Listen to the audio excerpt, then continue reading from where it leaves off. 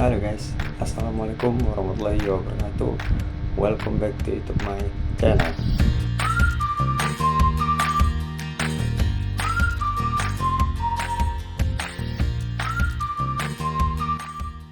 Perkenalkan, nama saya Adi Resmi Widanto dengan NIM 2203200088. Dalam 1 jam ke depan, kita akan mempelajari secara mendalam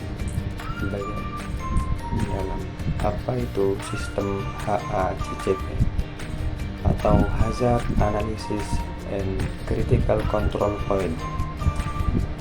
Lalu bagaimana HACCP menjadi fondasi penting dalam sistem keamanan pangan di seluruh dunia, mulai dari teori dasar hingga penerapan nyata di lapangan industri makanan. Nah, setiap hari jutaan produk makanan diproduksi, diolah, dikemas, dan dikirim ke berbagai tempat di seluruh dunia. Dalam proses tersebut, ada potensi resiko kontaminasi yang bisa membahayakan konsumen, mulai dari bahaya biologis seperti bakteri Salmonella atau E. coli, bahaya kimia seperti residu pestisida, hingga bahaya fisik seperti serpihan logam atau kaca. Untuk mengendalikan semua itu, dibutuhkan sistem yang bukan hanya mendeteksi masalah setelah terjadi, tetapi mampu mencegah bahaya sebelum makanan dikonsumsi. Ini adalah dasar dari HACCP, sistem yang berbasis pencegahan atau preventif sistem, bukan hanya deteksi. Sistem HACCP pertama kali dikembangkan pada tahun 1960-an oleh perusahaan Pillsbury yang bekerja sama dengan NASA dan US Army Genetic Laboratories. Tujuan awalnya sederhana tapi sangat penting, yaitu memastikan makanan yang dikirim untuk para astronot benar-benar aman dikonsumsi di luar angkasa. Dari proyek inilah lahir pendekatan baru, Hazard Analysis and Critical Control Point atau disingkat HACCP. Sistem analisis bahaya dan pengendalian titik kritis. Tujuan utama HACCP yaitu adalah untuk menjamin keamanan produk pangan melalui pendekatan ilmiah dan sistematis. Dengan menerapkan HACCP, produsen dapat yang pertama mengidentifikasi potensi bahaya yang mungkin muncul, lalu yang kedua, menentukan titik pengendalian yang paling kritis dalam proses produksi. Yang ketiga, menetapkan batas pengendalian yang dapat diukur. Dan yang terakhir, memantau dan mengambil tindakan korektif jika terjadi penyimpangan. Pendekatan ini membantu industri mencegah masalah sebelum terjadi, sekaligus membangun kepercayaan konsumen terhadap keamanan produk. Nah, manfaat bagi industri pangan. Penerapan HACCP memberikan manfaat besar, antara lain mengurangi risiko penarikan produk, memenuhi persyaratan regulasi nasional dan internasional, meningkatkan efisiensi operasional dan kualitas produk, lalu meningkatkan daya saing di pasar global. Bagi konsumen, manfaatnya pun jelas. Mereka dapat lebih yakin bahwa makanan yang mereka konsumsi aman dan berkualitas. Di Indonesia, penerapan HACCP juga menjadi bagian penting dalam sistem jaminan mutu pangan nasional. Badan BPOM Badan BPOM, Kementerian Pertanian, serta Kementerian Kelautan dan Perikanan telah mengadopsi prinsip HACCP sebagai dasar dalam sertifikasi keamanan pangan, terutama untuk industri ekspor. Banyak perusahaan pangan, restoran, hingga UMKM kini mulai menerapkan HACCP untuk meningkatkan kepercayaan pelanggan dan memenuhi standar internasional seperti ISO 22000 dan Codex Alimentarius. Jadi, HACCP bukan hanya sekedar dokumen atau prosedur, tapi sebuah sistem berpikir yang mengubah cara kita mengelola proses produksi makanan. Pada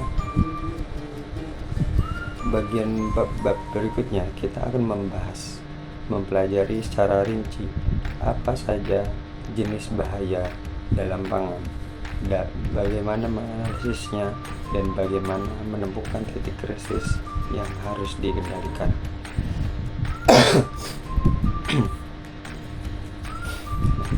Bab materi yang selanjutnya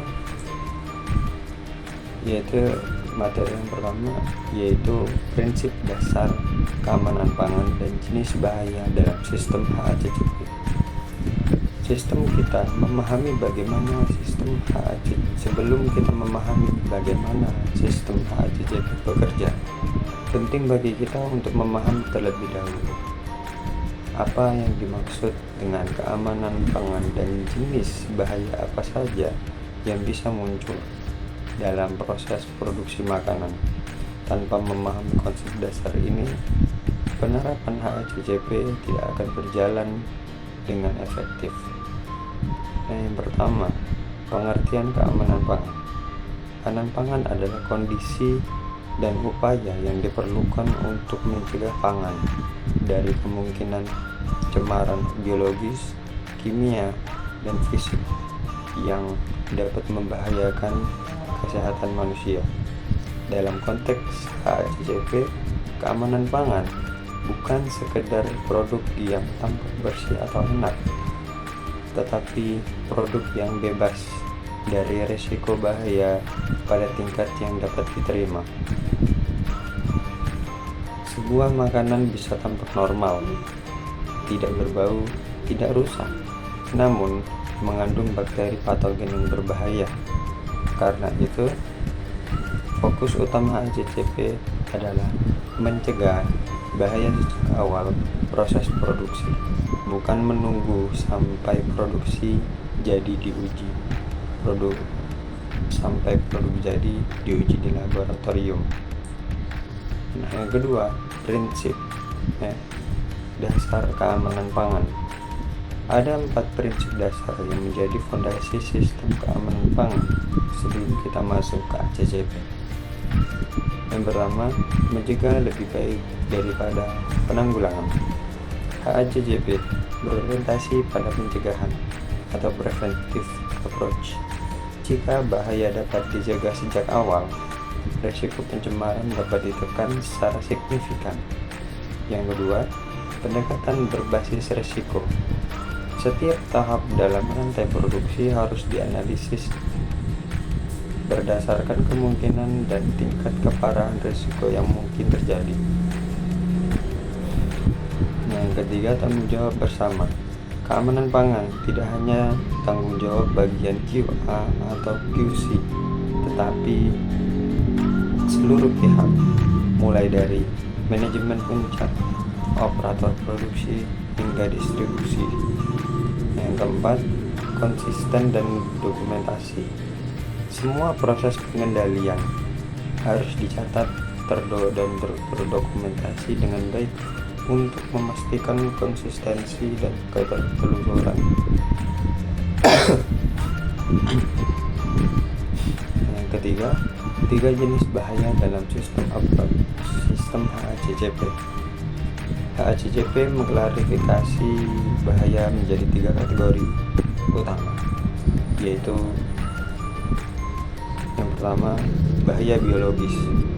Bahaya biologis adalah penyebab utama kasus penyakit akibat pangan. Bahaya ini berasal dari mikroorganisme patogen seperti bakteri, yaitu Salmonella, SPP, Listeria monocytogenes, dan E. coli.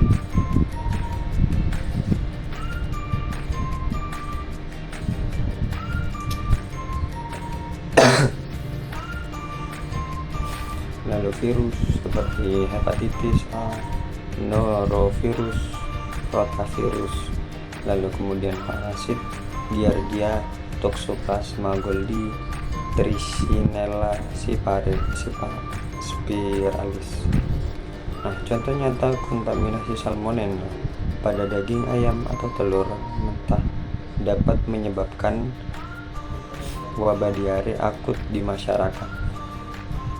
Faktor-faktor yang mendukung pertumbuhan organisme antara lain yaitu suhu penyimpanan yang tidak sesuai, kelembapan tinggi, penanganan bahan mentah yang tidak higienis, lalu peralatan dan lingkungan produksi yang tidak bersih. Yang kedua, bahaya kimia. Bahaya kimia dapat berasal dari bahan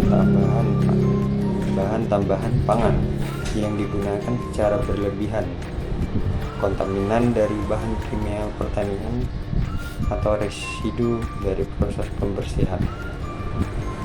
Contohnya, residu pestisida pada sayuran, logam berat seperti timbal atau merkuri pada ikan, residu deterjen atau bahan pembersih yang tidak dibilah sempurna, lalu migrasi bahan kimia dari kemasan ke dalam makanan.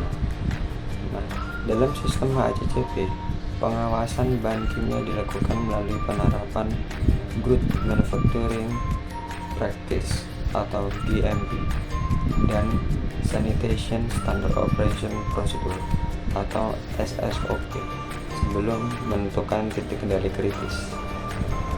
Yang ketiga, bahaya fisik. Bahaya fisik berasal dari benda asing yang tidak seharusnya ada dalam produk makanan. Misalnya serpihan kaca, potongan logam, rambut, serat plastik, atau bambu kecil. Walaupun terlihat sederhana, bahaya fisik dapat menyebabkan cedera serius pada konsumen dan mencoreng reputasi perusahaan. Untuk menjaga bahaya ini digunakan berbagai metode seperti pemasangan metal detektor di lini produksi, pemeriksaan visual bahan baku, lalu penyaringan dan penyortiran produk jadi. Proses resiko. Nah, keempat, proses resiko dalam HACCP. Nah, setiap bahan harus dinilai berdasarkan dua faktor utama, yaitu kemungkinan terjadinya. Yang kedua, tingkat keparahan dampak. Kombinasi dari kedua tersebut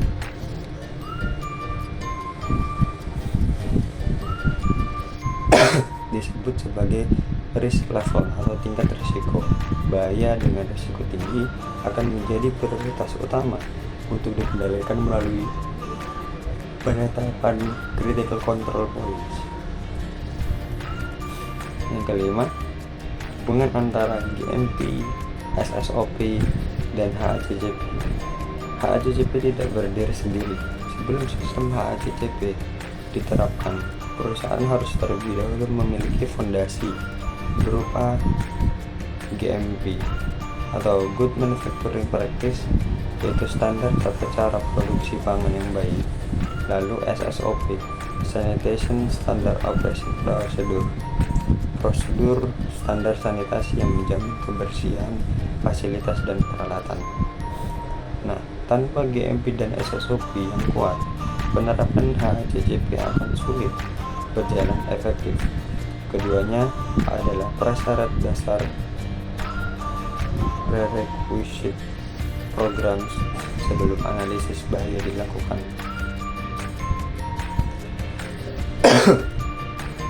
Yang keenam, contoh nyata bahaya di industri pangan, yaitu industri susu. Resiko utama berasal dari Listeria monocytogenes pada susu pasteurisasi yang tidak sempurna. Lalu, industri daging. Risiko biologis dari E. coli atau Salmonella dan risiko fisik dari potongan tulang. Lalu, industri perikanan.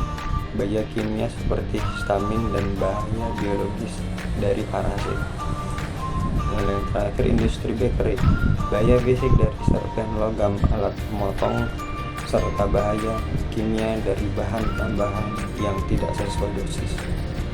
Jadi, pada bab ini kita telah memahami bahwa keamanan pangan bergantung pada identifikasi dan pengendalian berbagai jenis bahaya biologis, kimia, maupun fisik.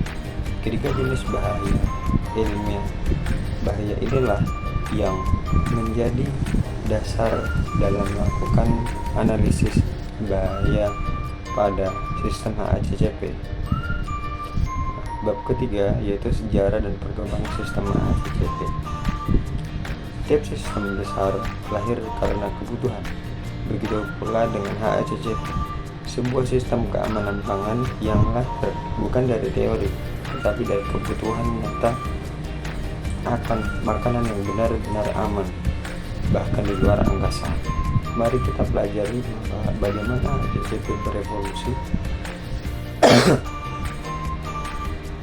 dari awal perkembangannya di tahun 1960-an hingga menjadi standar global keamanan pangan saat ini. Nah, awal mula dari NASA ke dunia.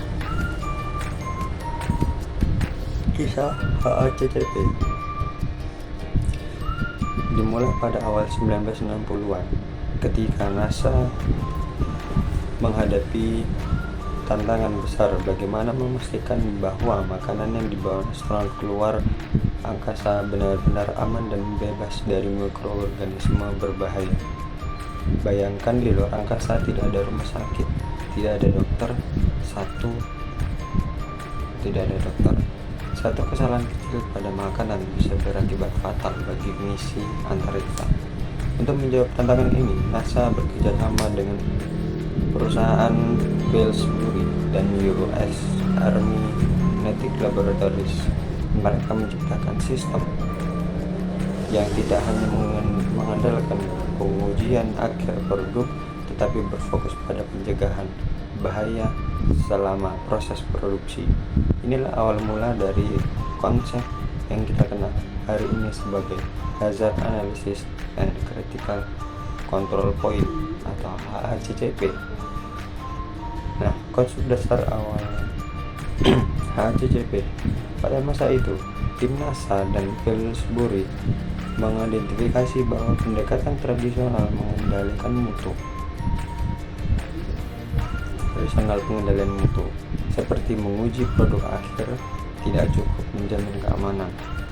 Karena itu, mereka merumuskan pendekatan baru berbasis 3 prinsip awal, yaitu identifikasi bahaya yang mungkin terjadi pada setiap tahap proses, menentukan titik kembali yang penting untuk mencegah bahaya tersebut, lalu menetapkan sistem pemantauan agar setiap titik kendali dapat dikontrol secara keberlanjutan. Konsep sederhana inilah yang kemudian menjadi dasar bagi sistem HACCP modern yang kita gunakan saat ini. Nah, pengembangan resmi oleh Pillsbury dan VDA. Pada tahun 1971, konsep HACCP pertama kali diperkenalkan oleh publik dalam National Conference on Food Protection di Amerika Serikat. Perusahaan Pillsbury menjadi pionir dalam mengimplementasikan HACCP di industri pangan komersial, terutama setelah menghadapi kasus kontaminasi dalam produk makanan bayi yang mereka produksi. Kasus ini menunjukkan bahwa pendekatan HACCP lebih efektif dibandingkan sistem pengujian konvensional. Sejak saat itu, Food and Drug Administration atau VDA mulai memasukkan prinsip HACCP ke dalam regulasi dan panduan keamanan pangan di Amerika Serikat. Dukungan internasional dan keterlibatan WHO. Pada dekade 1980-an, sistem HACCP mulai diadopsi oleh lembaga internasional seperti WHO, FAO, dan Codex Alimentarius Commission. Codex Alimentarius, sebuah badan di bawah FAO dan WHO, pada tahun 1993 mengesahkan panduan resmi HACCP sebagai sistem yang direkomendasikan secara global untuk menjamin keamanan pangan. Sejak saat itu, HACCP menjadi bahasa universal bagi industri makanan di seluruh dunia. Selanjutnya yaitu adopsi HACCP oleh negara-negara di dunia. Setelah diakui secara internasional, HACCP mulai diwajibkan di berbagai negara, antara lain Amerika Serikat, yaitu FDA dan USDA, mewajibkan penerapan HACCP di industri daging, unggas, dan produk perikanan. Yang kedua, Uni Eropa mewajibkan semua perusahaan pangan memiliki sistem berbasis HACCP sejak tahun 2006. Lalu yang terakhir, Australia, Jepang, dan Kanada mewajibkan HACCP sebagai syarat utama dalam ekspor produk pangan. Sementara itu, banyak negara berkembang mulai mengadaptasi sistem ini agar sesuai dengan kondisi dan kapasitas industrinya. Lalu perkembangan HACCP di Indonesia. Di Indonesia, prinsip HACCP mulai diperkenalkan pada tahun 1990-an melalui program kerjasama antara pemerintah dan organisasi internasional. Lembaga-lembaga seperti Badan Pengawas Obat dan Makanan atau BPOM, Kementerian Pertanian dan Kelautan dan Perikanan mulai memasukkan HACCP ke dalam sistem sertifikasi keamanan pangan nasional. Beberapa tonggak penting penerapan HACCP di Indonesia antara lain yaitu tahun 1998 penerapan awal HACCP di industri pengolahan ikan untuk ekspor. Tahun 2002 yaitu diterbitkannya pedoman penerapan HACCP oleh BPOM RI. Tahun 2010 ke atas yaitu integrasi HACCP dengan sistem manajemen keamanan pangan internasional seperti ISO 20000 dan FSSC 2020. Kini penerapan HACCP tidak hanya terbatas pada industri besar, tetapi juga mulai diadopsi oleh UMKM pangan, restoran, dan layanan catering. Yang ketujuh, integrasi HACCP dengan sistem manajemen mutu global. Perkembangan terbaru menunjukkan bahwa HACCP menjadi bagian integral dari sistem manajemen Kementerian Pangan yang lebih luas. Beberapa standar yang menggabungkan HACCP antara lain ISO 22000 yaitu Food Safety Management System, lalu FSSC 22000 yaitu Food Safety System Certification. Yang ketiga, BRC Global Standard for Food Safety. Yang terakhir, SQF Safety Quality Food Program. Semua standar tersebut menggunakan prinsip HACCP sebagai inti pengendalian risiko keamanan pangan dengan tambahan elemen manajemen mutu, audit, dan peningkatan keberlanjutan. Yang kedelapan, masa depan HACCP. Seiring dengan kemajuan teknologi dan perubahan pola konsumsi masyarakat, sistem HACCP juga terus berkembang. Beberapa tren modern yang mempengaruhi penerapan HACCP adalah antara lain digitalisasi proses monitoring HACCP menggunakan sensor otomatis dan perangkat IoT untuk mencatat suhu, waktu, dan parameter kritis secara real time. Lalu pendekatan berbasis risiko terpadu yang menggabungkan HACCP dengan sistem manajemen risiko perusahaan. Dan terakhir, penerapan HACCP pada rantai pasar global, tidak hanya di pabrik, tetapi juga transportasi, distribusi, hingga penjualan retail. Dari perjalanan panjangnya, kita bisa melihat bahwa HACCP bukanlah sistem yang muncul tiba-tiba, melainkan hasil dari inovasi, kebutuhan, dan kerjasama lintas lembaga di seluruh dunia. Kini sistem ini menjadi standar global yang diakui dalam memastikan makanan aman dikonsumsi oleh siapapun dan dimanapun. Materi selanjutnya yaitu 7 prinsip utama HACCP. Kita telah memahami latar belakang, konsep dasar keamanan pangan, dan sejarah perkembangan HACCP. Kini, kita akan masuk ke jantung dari sistem ini, yaitu 7 prinsip utama HACCP. Ketujuh prinsip ini adalah langkah-langkah yang sistematis yang harus diterapkan agar setiap potensi bahaya dalam proses produksi dapat dikendalikan secara efektif. Prinsip-prinsip ini pertama kali dirumuskan oleh Codex Alimentarius Commission dan hingga kini menjadi acuan global bagi seluruh industri pangan. Prinsip yang pertama yaitu melakukan analisis bahaya atau hazard analysis. Langkah pertama dalam HACCP adalah mengidentifikasi semua potensi bahaya yang dapat muncul dalam setiap tahap produksi, mulai dari penerimaan bahan baku, penyimpanan, pengolahan, hingga distribusi.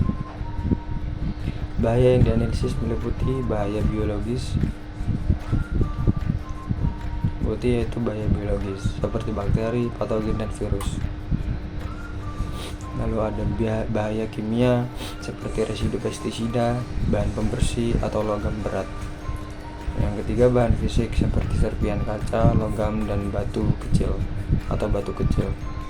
Setelah diidentifikasi seperti bahaya, setiap bahaya harus dimulai berdasarkan yang pertama, kemungkinan terjadinya. Lalu yang kedua, tingkat keparahan dampaknya. Hasil penilaian risiko inilah yang menjadi dasar untuk menemukan langkah pengendalian berikutnya.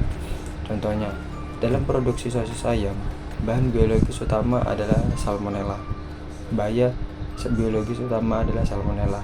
Analisis menunjukkan bahwa risiko tertinggi terjadi pada tahap pemasakan, sehingga proses ini harus diawasi dengan ketat. Prinsip yang kedua, menentukan titik kendali kritis.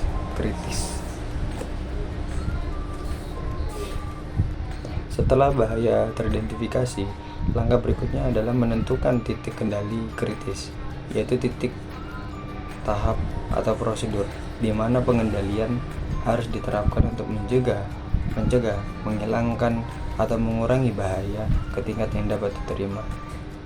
CCP adalah titik tidak boleh gagal. Jika pengendalian di CCP tidak dilakukan dengan benar, keamanan produk dapat terancam. Contoh CCP yaitu proses pemasakan daging dengan suhu minimum 75 derajat Celcius selama 15 menit untuk membunuh bakteri patogen. Lalu proses pendinginan cepat setelah pemasakan agar bakteri tidak tumbuh kembali. Detektor logam pada akhir lini produksi untuk mendeteksi benda asing. Untuk membantu menentukan apakah suatu titik tersebut termasuk CCP, digunakan Decision Tree HACCP, diagram pengendalian keputusan yang membantu tim HACCP menganalisis setiap tahapan proses. Prinsip yang ketiga, menetapkan batas kritis. Setiap CCP harus memiliki batas yang jelas dan dapat diukur. Critical limit adalah nilai maksimum atau minimum yang harus dipenuhi agar CCP tetap berada dalam kondisi terkendali. Critical limit harus berdasarkan bukti ilmiah, dapat diverifikasi dan diukur secara akurat, mampu menunjukkan apakah proses masih aman atau tidak.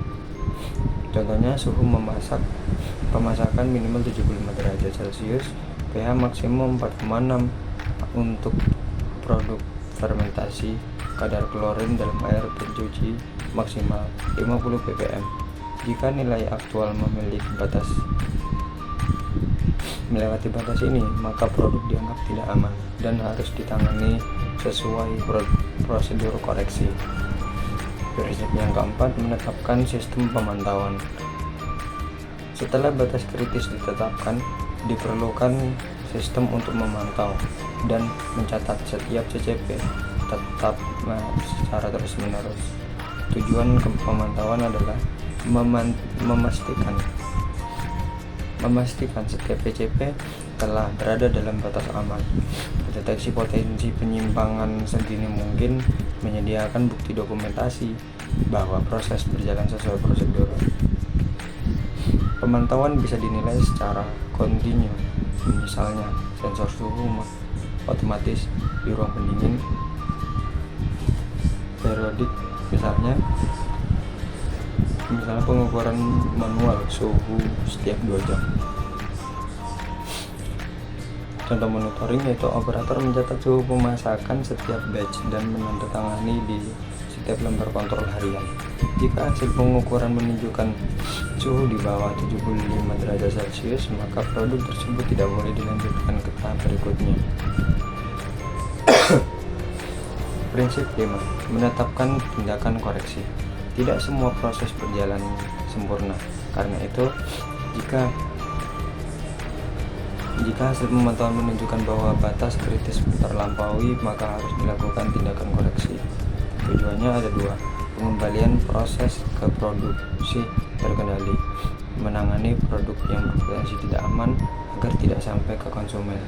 Contoh tindakan koreksi: jika suhu pemasakan kurang dari 75 derajat Celcius, produk dipanaskan ulang hingga mencapai suhu yang aman. Jika metal detektor mendeteksi benda asing, seluruh produk dalam batch tersebut ditarik untuk pemeriksaan ulang. Semua tindakan koreksi harus dicatat secara lengkap, mencakup penyebab tindakan yang dilakukan dan hasil akhirnya.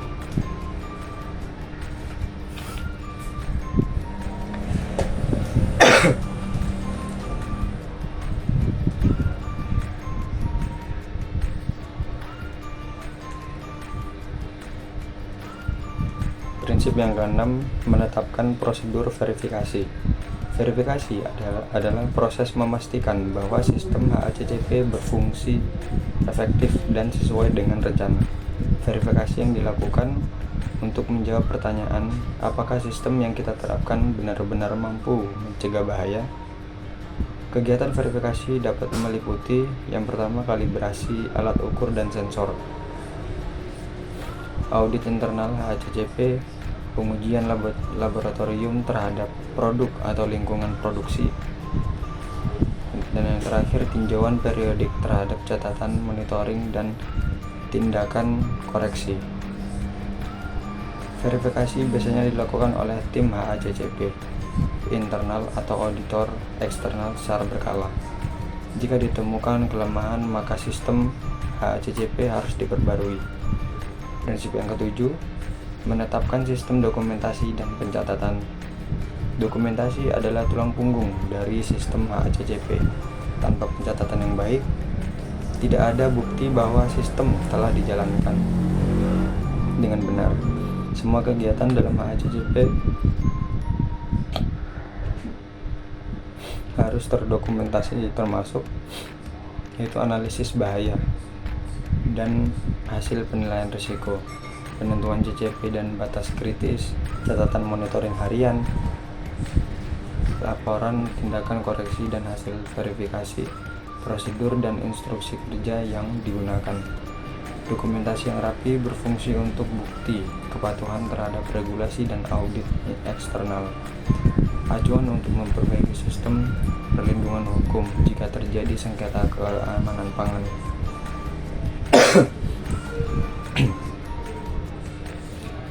Contoh nyata, ketika auditor BPOM datang melakukan inspeksi, dokumentasi HACCP sebagai bukti utama bahwa perusahaan menjalankan sistem keamanan pangan sesuai standar.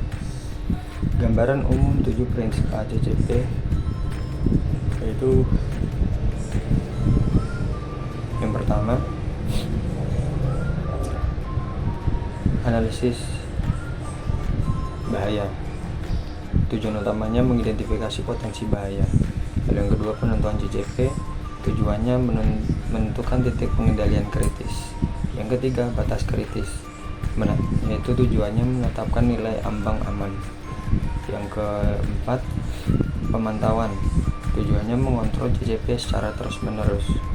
Yang kelima, tindakan koreksi, yaitu tujuannya menangani penyimpangan. Yang keenam, verifikasi, tujuannya memastikan sistem berjalan efektif. Yang ketujuh, dokumentasi, yaitu tujuannya menyimpan bukti dan catatan pelaksanaan. Ketujuh prinsip ini adalah inti dari sistem HACCP. Jika diterapkan dengan disiplin dan konsisten, sistem ini mampu mencegah hampir seluruh resiko keamanan pangan yang bisa terjadi di lini produksi. Namun, keberhasilan HACCP tidak hanya bergantung pada prinsip, tetapi juga pada tahapan penerapan yang tepat, mulai dari pembentukan tim hingga implementasi nyata di pabrik. Materi yang selanjutnya yaitu langkah implementasi HACCP di industri pangan. Setelah memahami 7 prinsip dasar HACCP, sekarang kita akan mempelajari bagaimana prinsip-prinsip tersebut diterapkan dalam praktik nyata di industri pangan. Penerapan HACCP bukan sekedar menempelkan label aman pada produk, tetapi merupakan proses yang menyeluruh, terstruktur, dan melibatkan seluruh bagian organisasi. Penerapan HACCP dilakukan melalui 2 alasan sistematis yang mencakup 5 tahap awal dan 7 prinsip utama. Langkah-langkah ini menjadi pedoman global sebagaimana ditetapkan oleh Codex Alimentarius Commission. Tahap awal yaitu persiapan sebelum HACCP. Sebelum memulai analisis bahaya dan penetapan CCP dalam 5 langkah, ada 5 langkah awal yang harus dilakukan untuk menyiapkan fondasi sistem HACCP yang kuat. Langkah yang pertama, pembentukan tim HACCP. Sistem HACCP tidak bisa dijalankan oleh satu orang saja. Dibutuhkan tim multidisiplin yang memiliki keahlian di berbagai bidang seperti produksi, mikrobiologi, teknik, dan mutu pangan. Tim HACCP bertanggung jawab untuk menyusun dan memelihara rencana HACCP, melakukan analisis bahaya dan penentuan CCP. Ketiga, mengawasi penerapan, evaluasi, dan verifikasi sistem. Biasanya, tim HACCP dipimpin oleh seorang HACCP koordinator yang memiliki pengetahuan dan sertifikasi dalam sistem keamanan pangan. Contoh susunan tim HACCP yaitu ketua tim atau manajemen mutu. Kemudian ada anggota berupa supervisor produksi, teknologi pangan, staf laboratorium, dan ahli teknik. Langkah yang kedua, deskripsi produk. Langkah berikutnya adalah membuat deskripsi lengkap tentang produk yang akan dianalisis. Informasi ini penting karena karakteristik produk mempengaruhi jenis bahaya yang mungkin muncul. Deskripsi produk meliputi nama produk dan bahan baku utama, komposisi dan formula, metode pengolahan, kondisi penyimpanan dan distribusi, dan umur simpan, dan cara konsumsi. Contohnya produk sosis ayam beku, proses penggilingan, pencampuran, pengisian, pemasakan, pendinginan, pembekuan, pengemasan, suhu penyimpanan minus 18 derajat. Nah, langkah yang ketiga, identifikasi tujuan penggunaan produk. Langkah ini menjelaskan bagaimana produk akan digunakan oleh konsumen. Contohnya, apakah produk akan dikonsumsi langsung, apakah perlu dimasak ulang, dan siapa target konsumennya. Penentuan pengetahuan ini sangat penting untuk menentukan tingkat pengendalian bahaya produk yang dituju untuk bayi. Misalnya harus memenuhi standar keamanan yang jauh lebih ketat. Langkah yang keempat, penyusunan diagram alir proses. Tim HACCP perlu membuat diagram alir yang menggambarkan setiap tahapan proses produksi secara berurutan, mulai dari penerimaan bahan baku hingga produk akhir. Diagram ini berfungsi untuk mengidentifikasi di mana potensi bahaya dapat muncul, lalu menentukan titik pengendalian yang perlu diawasi, memudahkan analisis dan diskusi dalam tim HACCP. Contohnya penerimaan bahan baku, penyimpanan dingin, pencucian, pemotongan, pemasakan, pendinginan, pengemasan, dan penyimpanan hingga distribusi. Langkah 5 yaitu verifikasi diagram alir lapangan. Setelah diagram alir dibuat, tim HACCP wajib melakukan verifikasi di lapangan. Tujuannya adalah memastikan bahwa diagram sesuai dengan kondisi nyata di pabrik. Hal ini sering diabaikan, padahal penting karena terkadang terdapat langkah tambahan atau perubahan kecil dalam proses yang tidak tercatat di dokumen. Contohnya, ternyata di lapangan setelah proses pendinginan produk melewati tahap pemeriksaan visual sebelum dikemas, hal ini harus dimasukkan dalam diagram alir. Tahapan utamanya, penerapan 7 prinsip HACCP. Selama 5 langkah awal selesai, barulah diterapkan 7 prinsip utama HACCP. Berikutnya penjelasan. Langkah yang ke-6, lakukan analisis bahaya, yaitu berupa prinsip 1. Tim HACCP mengidentifikasi semua bahaya potensial di setiap tahap proses yang menilai tingkat risikonya. Biasanya dilakukan dengan tabel analisis yang berisi kolom jenis bahaya, sumber bahaya, kemungkinan, dampak, dan tindakan pengendalian.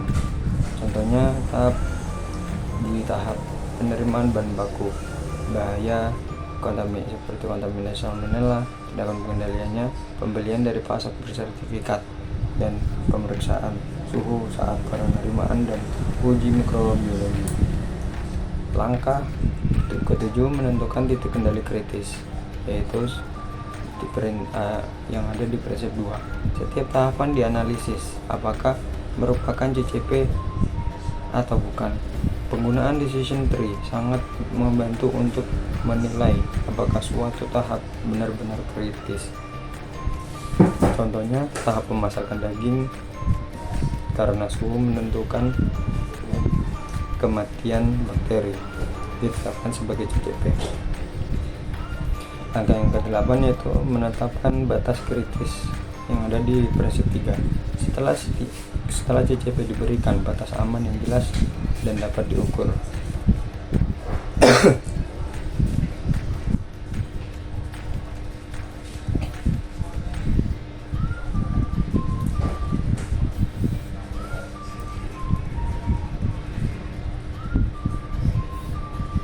Contohnya, suhu minimum pemasakan 75 derajat Celcius, waktu pemasakan 15 detik, suhu pendinginan maksimum 55 derajat Celcius. Jika salah satu parameter menyimpang, maka produk harus dianggap beresiko. Langkah yang 9, menetapkan sistem pemantauan, yaitu yang ada di prinsip 4. Tim HACCP menentukan cara pemantauan di setiap CCP, siapa yang bertanggung jawab, frekuensi pemantauan, metode pengukuran, hingga formulir pencatatan. Contohnya, operator mencatat suhu pemasakan setiap batch dalam lembar kontrol suhu. Angka 10, menetapkan tindakan koreksi. Jika hasil pemantauan menunjukkan penyimpangan, tindakan koreksi harus segera dilakukan. Produk yang tidak memenuhi syarat harus ditahan atau dikarantina untuk dievaluasi. Contohnya, jika suhu pemasakan di bawah 75 derajat Celcius, produk harus dimasak ulang atau dimusnahkan. Langkah yang 11, menetapkan prosedur verifikasi, yaitu di prinsip 6. Verifikasi dilakukan untuk memastikan sistem HACCP benar-benar berjalan efektif. Caranya meliputi audit internal, pengujian laboratorium, dan kalibrasi peralatan.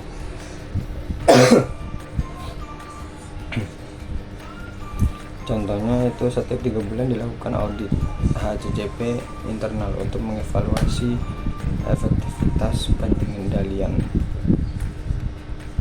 Angka 12 yaitu menetapkan sistem dokumentasi prinsip yang ada di prinsip 7.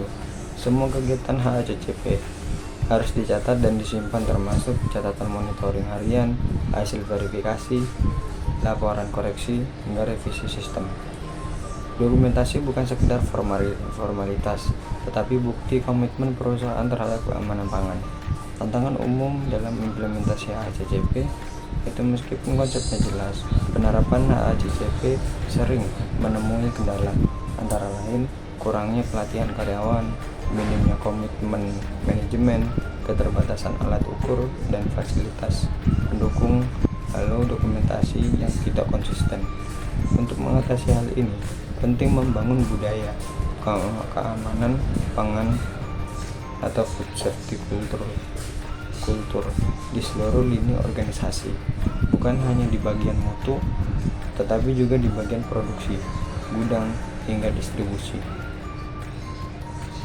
Dengan mengikuti 12 langkah implementasi HACCP, perusahaan dapat memastikan bahwa sistem keamanan pangan berjalan efektif, terdokumentasi, dan sesuai standar internasional.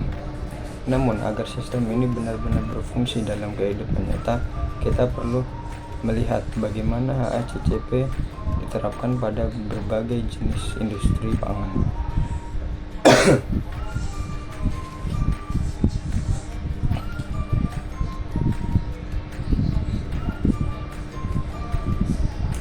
Materi yang selanjutnya yaitu yaitu studi kasus penerapan HACCP di lapangan. Setelah memahami langkah-langkah dan prinsip HACCP, kini kita akan melihat bagaimana sistem ini diterapkan secara nyata di industri pangan. Melalui studi kasus ini, kita akan mempelajari bagaimana setiap perusahaan menyelesaikan HACCP dengan proses produksinya, karakteristik produknya, serta risiko yang mungkin muncul. Dalam materi ini kita akan membahas 4 studi kasus utama, yaitu industri daging olahan, industri pengolahan ikan, industri susu dan produk olahan, lalu kemudian industri bakery atau roti. Setiap contoh akan menyoroti analisis bahaya, titik kendali kritis, serta sistem pengawasan yang ditetapkan. Yang pertama yaitu studi kasus industri daging olahan atau seperti sosis ayam. Industri daging olahan memiliki risiko tinggi terhadap kontaminasi mikrobiologi, terutama bakteri Salmonella, Listeria monocytogenes, dan E. coli. Tahapan proses utama yaitu penerimaan bahan baku, penyimpanan dingin, penggiliran, pencaburan, pencucian, penguasaan, pendinginan, pengemasan, pembekuan, hingga pendistribusian. Analisis bayo utama yaitu biologis, Salmonella, Listeria yaitu biologis seperti Salmonella, Listeria. Kimia, sisa bahan pembersih nitrit berlebih, lalu bahaya fisik yaitu seperti pecahan logam dari peralatan. CCP yang ditetapkan yaitu pemasakan. Batas kritis, suhu minimal 75 derajat selama 15 detik. Pemantauannya dengan termometer otomatis dengan peralatan digital. Lalu pendinginan, suhu produk setelah masak harus turun di bawah 5 derajat Celcius dalam waktu 2 jam. Nah, tujuannya untuk menghambat pertumbuhan bakteri. Detektor logam, setiap produk melewati detektor logam untuk menghindari kontaminasi fisik. Tindakan koreksi, jika suhu pemasakan tidak tercapai, produk dimasak ulang. Jika terdeteksi logam, produk ditahan dan diperiksa secara manual. Hasilnya, setelah penerapan HACCP selama 6 bulan, jumlah temuan non-conformance menurun hingga 70%. Perusahaan mendapatkan sertifikat HACCP dari Lembaga Akreditasi Nasional. Studi kasus yang kedua yaitu industri pengolahan ikan atau filet ikan beku. Produk ikan sangat mudah rusak karena kandungan air dan protein yang tinggi, sehingga pengendalian suhu menjadi faktor kritis. Nah, tahapan proses yaitu penerimaan ikan segar, pencucian, pemfiletan, pendinginan, pembukuan cepat, pengemasan, dan penyimpangan hingga pendistribusian. Bahaya potensial yaitu biologis, pertumbuhan fibro, parahemolyticus, dan listeria monositogen. Lalu bahaya kimia, residu klorin berlebih pada pencucian. Lalu kemudian bahaya fisik, sisik atau duri tertinggal. CCP yang ditetapkan yaitu suhu penyimpanan. Batas kritis suhu tidak boleh lebih dari -18 derajat. Pemantauan termometer dengan digital di ruang penyimpanan dicek setiap 4 jam. Lalu kualitas air pencuci dan batas air kadar klorin 1-2 ppm. Pemantauan dilakukan oleh staf laboratorium setiap 2 jam. Terakhir, pembekuan cepat. Waktu maksimal dari proses ke pembekuan tidak lebih dari 2 jam. Verifikasi. Audit internal menunjukkan efektivitas tinggi terhadap pencegahan listeria dan pembusukan produk selama penyimpanan jangka panjang. Hasilnya, produk diterima di pasar ekspor dengan syarat HACCP yang ketat, meningkatkan kepercayaan pembeli internasional. Lalu studi kasus industri susu dan produk olahan. Susu merupakan bahan pangan yang sangat efektif terhadap kontaminasi mikrobiologi. Oleh karena itu, pengawasan suhu dan pasterius menjadi titik kembali utama. Tahapan proses yaitu penerimaan susu mentah, penyaringan, pendinginan, pasteurisasi, pengisian, penyimpanan, dan pendistribusian. Bahayanya yaitu biologis, kimia, dan fisika. CCP yang ditetapkan yaitu pasteurisasi. Batas kritis suhu minimal 72 derajat selama 15 saat. Pemantauannya dengan termograf otomatis dengan rekaman harian. Pendinginan. Batas kritis setelah pasteurisasi suhu susu harus di bawah 5 derajat Celcius dalam 30 menit. Kebersihan tangki dan pipa. Prosedur clean in place diversifikasi setiap hari untuk memastikan tidak ada residu bahan kimia. Tindakan koreksi. Jika suhu pasteurisasi tidak tercapai, seluruh batch ditahan dan untuk diuji mikrobiologi sebelum dijual. Hasilnya, setelah sistem HACCP diterapkan, tidak ada lagi laporan kerusakan susu akibat kontaminasi selama 2 tahun berturut-turut. Lalu studi kasus industri baterai atau roti tawar. Meskipun risiko mikrobiologi lebih rendah dibandingkan daging dan susu, produk bakery rentan terhadap pertumbuhan jamur akibat kelembapan. Tahapan ini prosesnya yaitu penerimaan bahan baku, penimbangan, pencampuran, fermentasi, pemanggangan, pendinginan, pengemasan, dan pendistribusian. Bahaya potensialnya yaitu biologis, seperti pertumbuhan jamur, kimia, residu bahan pembersih optik. Dan yang ketiga, fisik, potongan logam dari mixer. Yang diterapkan yaitu suhu pemanggangan. Batas kritis yaitu minimal 180 derajat Celcius selama 25 menit. Tujuannya untuk membunuh spora jamur dan memastikan kematangan sempurna. Lalu pendinginan harus dilakukan di ruangan bersih dengan sirkulasi udara kering. Suhu roti sebelum dikemas yaitu di bawah 35 derajat Celcius. Yang ketiga, kebersihan ruang pengemasan dipantau dengan swab test permukaan meja setiap minggu.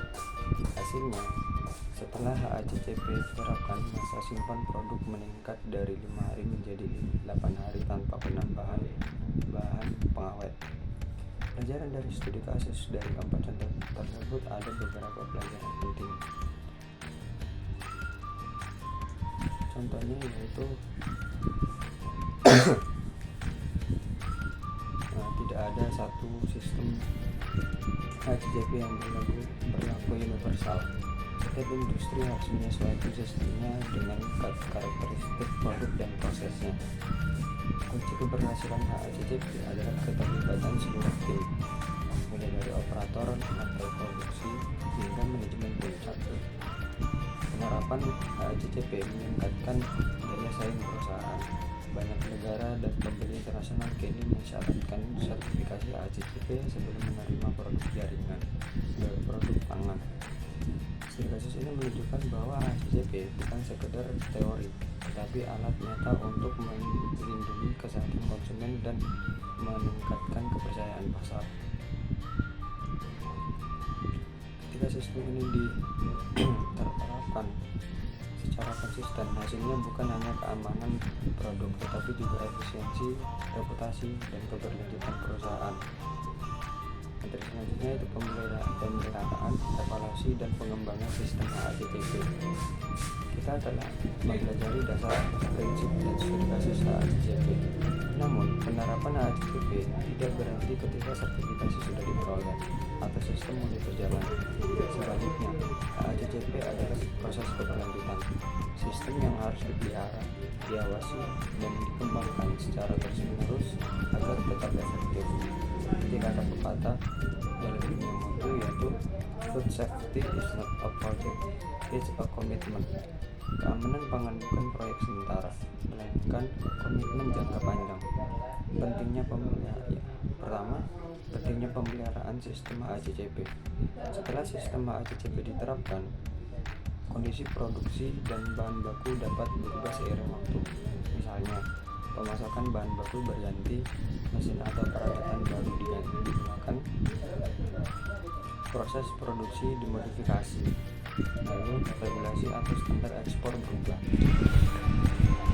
Perubahan-perubahan tersebut dapat mempengaruhi analisis bahaya dan titik kendali kritis. Oleh karena itu, pemeliharaan sistem HACCP menjadi keharusan. Tujuan utama pemeliharaan HACCP adalah memastikan semua HACCP masih relevan, menjamin semua batas kritis masih sesuai dengan kondisi terbaru, menjaga keakuratan data monitoring, menjamin seluruh personel tetap memahami perannya. Kegiatan rutin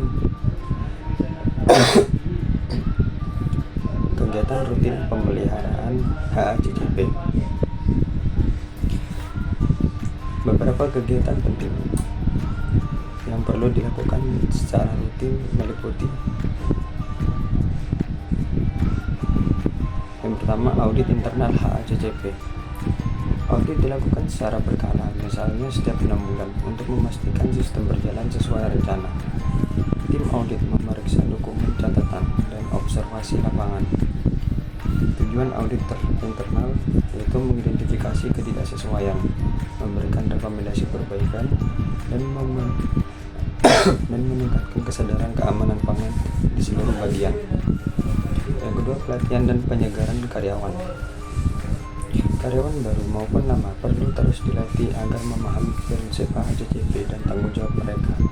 Jenis pelatihannya yaitu pelatihan dasar HACCP untuk operator, pelatihan lanjutan untuk tim HACCP, pelatihan teknis untuk pemantauan suhu, kebersihan, dan kalibrasi alat. Pelatihan ini sebaiknya dilakukan 1 kali per tahun dan didokumentasi secara resmi. Yang ketiga, kalibrasi alat pemantauan. Peralatan seperti termometer, timbangan, detektor logam harus dikalibrasi secara berkala agar hasil pemantauannya tetap akurat. Contohnya, termometer produksi dikalibrasi setiap 3 bulan. Detektor logam diuji menjadi tes pieces standar setiap awal shift. Tanpa kalibrasi yang baik, data HACCP bisa menyesatkan dan berisiko berdampak terhadap keamanan produk. Selanjutnya, tinjauan manajemen. Manajemen puncak harus meninjau sistem HACCP secara periodik untuk memastikan kesesuaian dengan tujuan perusahaan dan regulasi yang berlaku. Tinjauan ini melibatkan evaluasi hasil audit, tinjauan keluhan konsumen, perubahan proses atau peralatan, hasil pengujian laboratorium.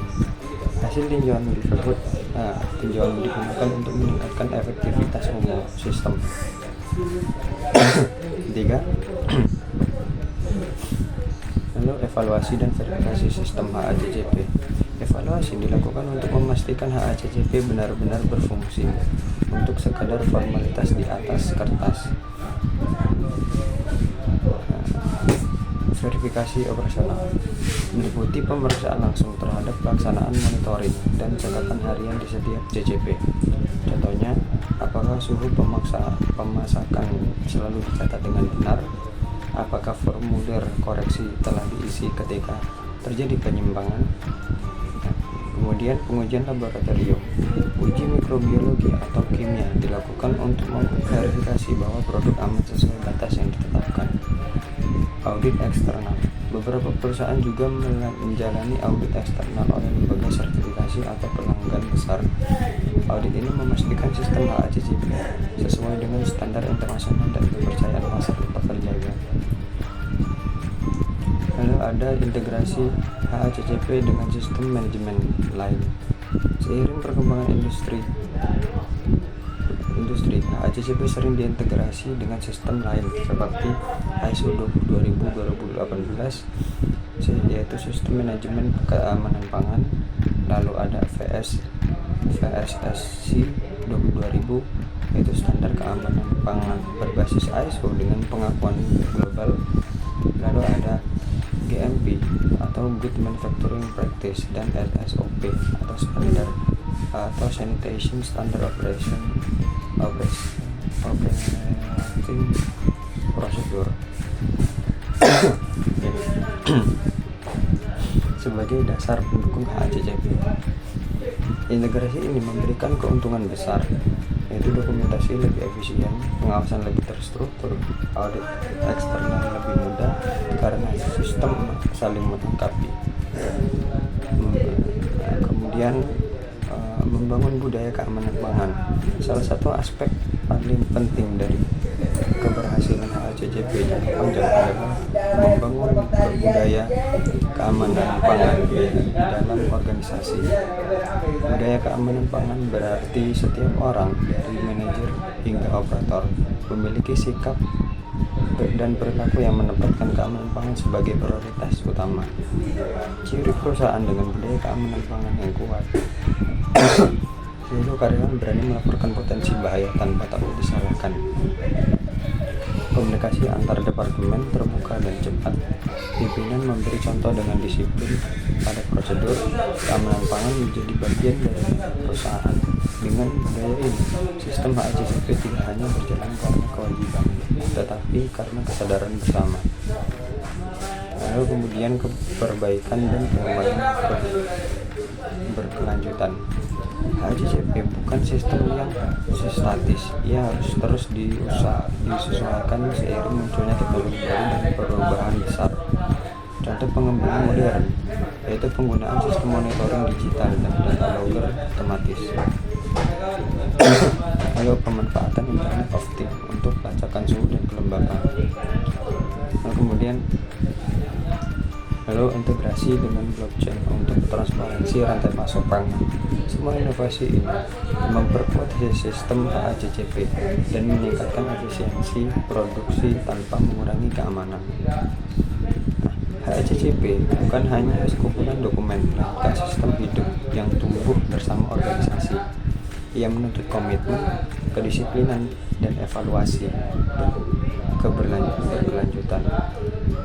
Ketika seluruh komponen perusahaan dari pekerja, produksi, hingga manajemen memahami pentingnya HACCP, maka keamanan pangan bukan lagi beban, tetapi menjadi kebanggaan dan identitas perusahaan.